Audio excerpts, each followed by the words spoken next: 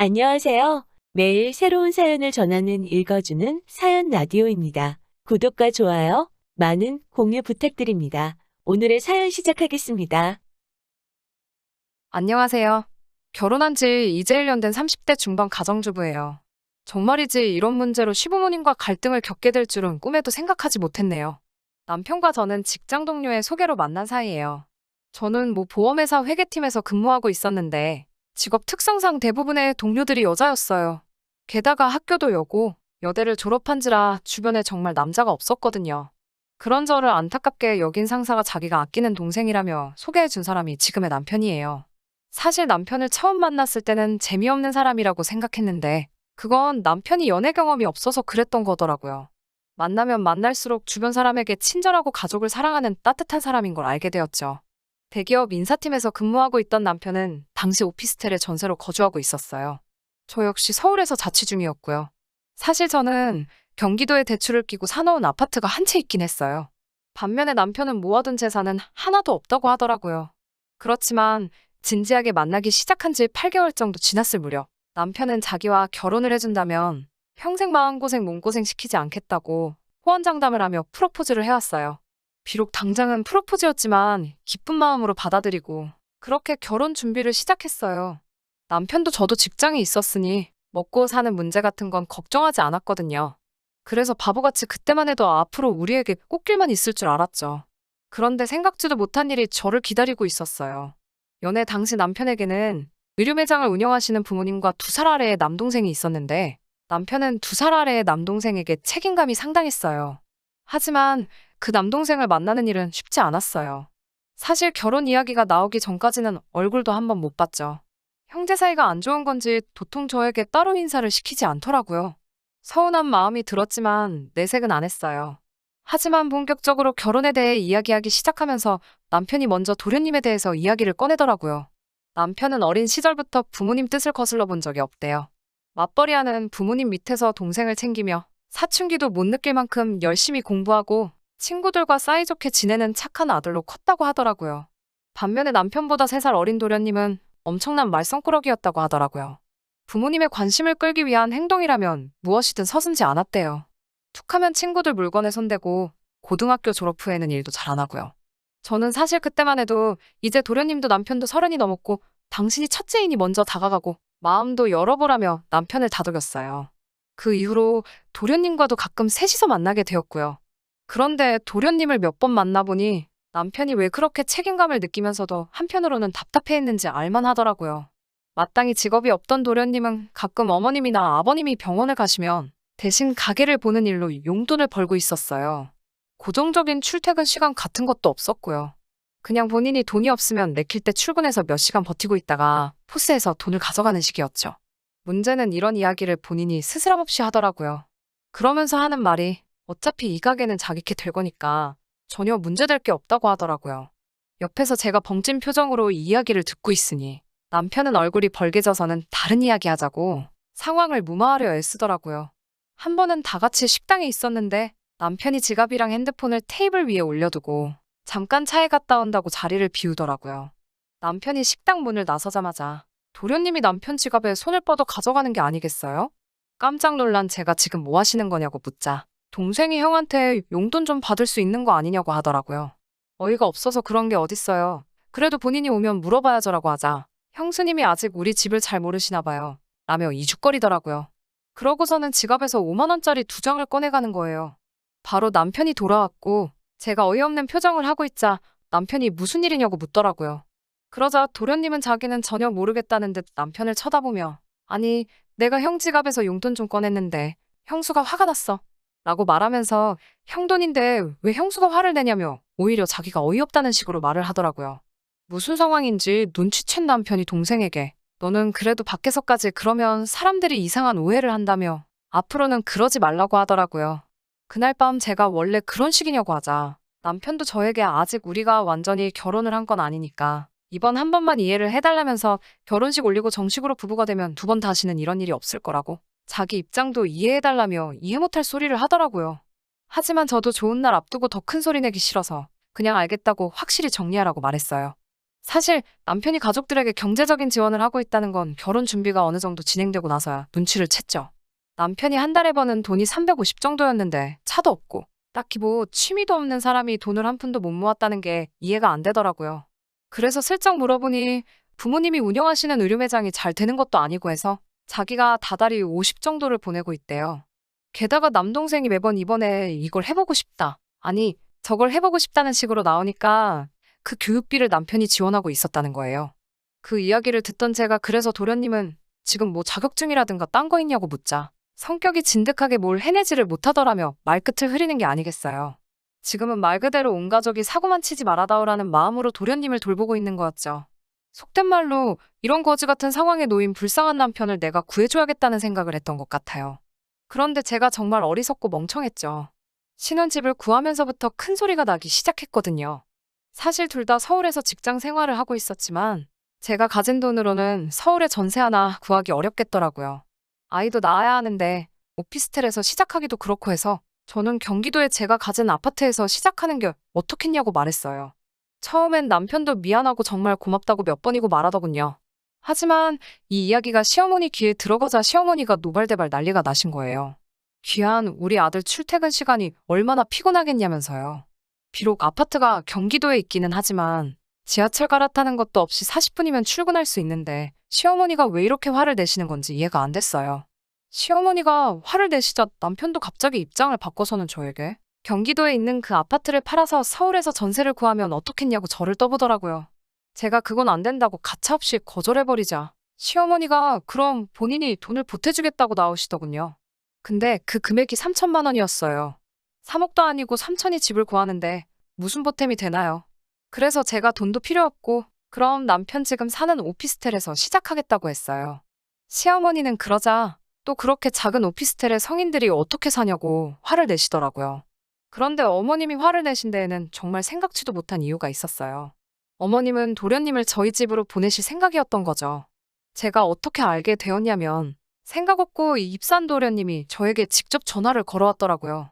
회사에서 막 퇴근하던 찰나였는데 벌써 취기가 오른 도련님은 제게 전화를 걸어서는 계속 형이 사는 오피스텔은 크기가 어떻고 화장실이 저떻고라며 혼자 주절거리더라고요.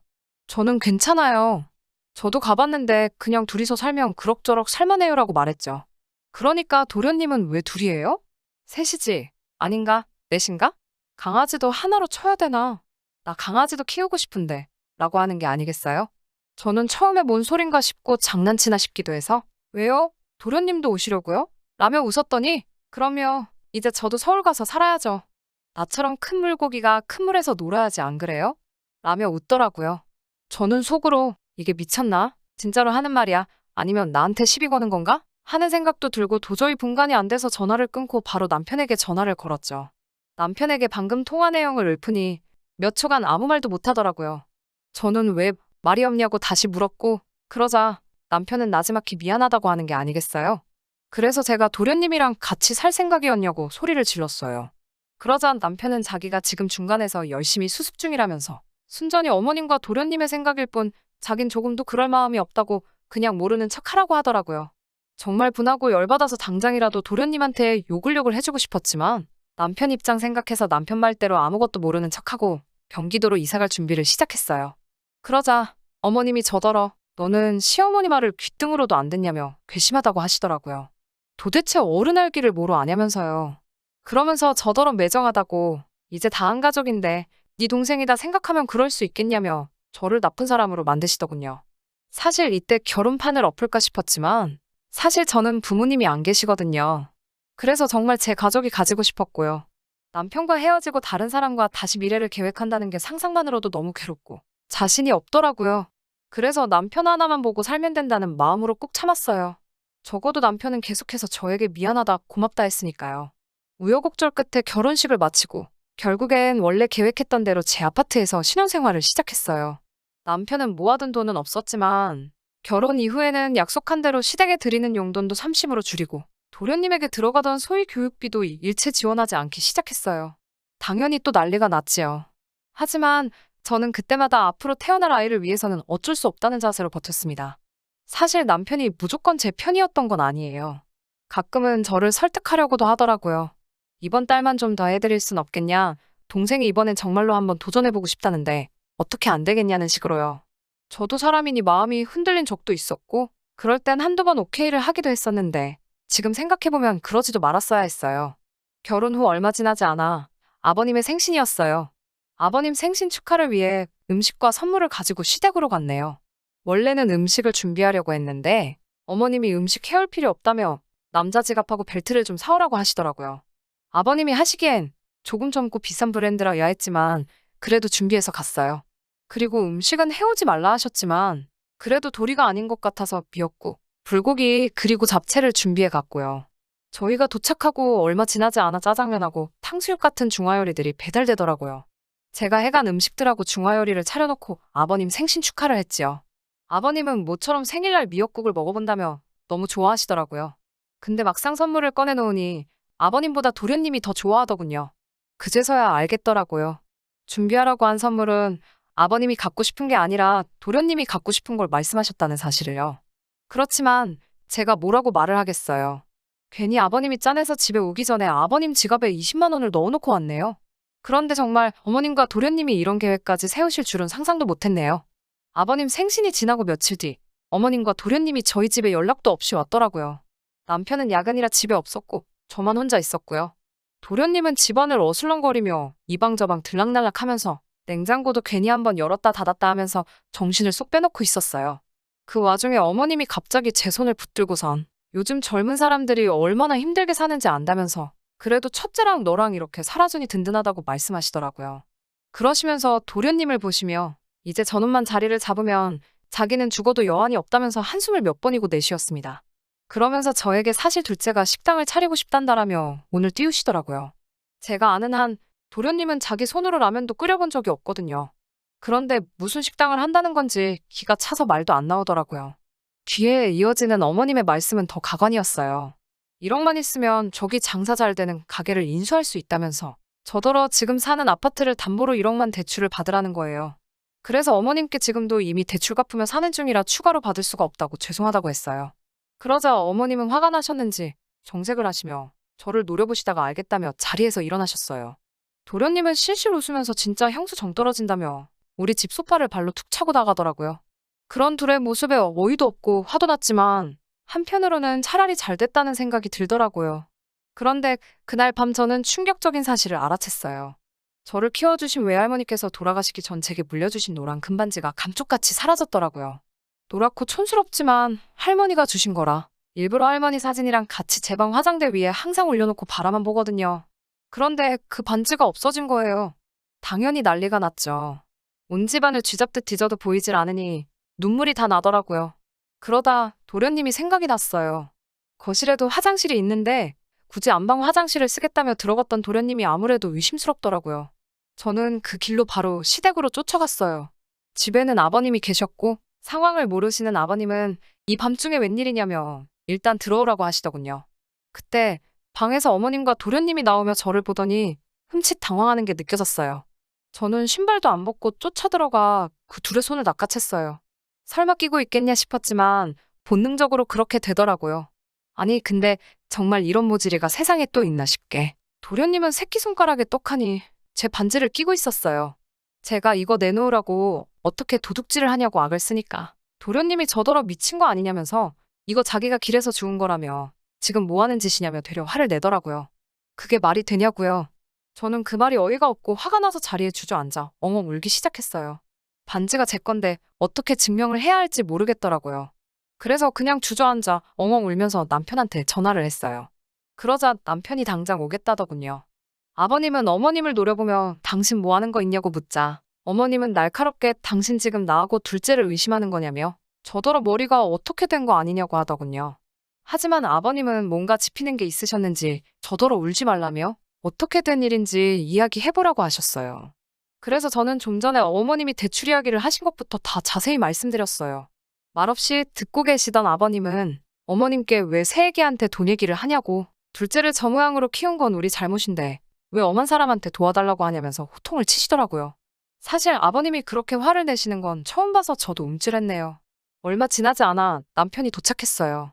남편은 탁자에 놓인 반지를 한눈에 알아보더라고요. 아버님이 첫째 너 이거 새아기 거 맞냐고 확신하냐고 물으셨고 남편은 도련님과 어머님을 한번 쳐다보더니 한숨을 내쉬고는 이거 맞다고 매일 보는 건데 어떻게 모르겠냐고 그리고 잘 보면 한쪽에 찌그러져 있다고까지 말해줬어요. 그러자 아버님은 도련님한테 이리 가까이 오라고 하시더니 냅다 주먹으로 뺨을 날리시더군요. 아버님은 왕년에는 복싱을 취미로 하셨는데 어깨를 다치신 이후론 쉬고 계셨거든요. 도련님은 벌개진 뺨을 부여잡고는 어머님을 쳐다보고 있었어요. 아버님은 그런 도련님을 이번엔 발로 걷어차시고는 차라리 집에서 나가라고 고함을 치셨어요. 그러더니 아버님이 이번엔 제 앞에 무릎을 꿇으시곤 자식을 잘못 키운 죄라며 제 마음이 풀릴 수만 있다면 뭐가 됐든 마음대로 하라고 하시는 거예요. 오히려 아버님이 그렇게 나오시니 제가 마음이 너무 불편하고 안 좋았어요. 저는 아버님을 일으켜 세워드리며 일단 반지를 찾았으니 괜찮다고 말씀드렸고요. 남편도 이제 도련님을 포기한 건지 저더러 경찰을 부를 거냐고 묻더라고요. 물론 부르지는 않았어요. 물건도 찾았고 얻어터지고선 쪼그려 앉아서 혼자 궁시렁거리고 있는 걸 보니 불쌍하기도 하고 고쳐 쓰긴 글렀다 싶더라고요. 그날을 계기로 어머님은 저한테 단돈 1원 한 푼도 말씀을 못 꺼내고 계시고요. 제 앞에서 도련님에 관해선 입도 뻥긋 안 하십니다. 남편도 더 이상 시댁에 도움을 주지 않기로 했고요. 알고 보니 그동안 시댁이 경제적 도움을 받은 걸 아버님은 모르고 계셨더라고요. 어머님이 남편에게 받은 돈을 전부 도련님한테 주셨던 것 같아요. 저희 부부는 가끔 아버님만 밖에서 뵈며 지내고 있어요. 가끔 식사도 하고 좋은 곳도 모시고 가고 잘 지내고 있어요. 그리고 얼마 전에는 아버님이 제 생일에 선물이라며 금팔찌도 선물로 주셨는데 정말 감동이었어요. 도련님은 여전히 구제불능인 것 같지만 이제 제가 사랑하는 사람들과 행복하게 잘 살고 싶은 생각뿐이 없네요. 긴 이야기 들어주셔서 감사합니다. 오늘의 사연은 여기까지입니다. 구독과 좋아요, 알람 설정해주시면 앞으로 더 좋은 사연으로 찾아오겠습니다. 감사합니다.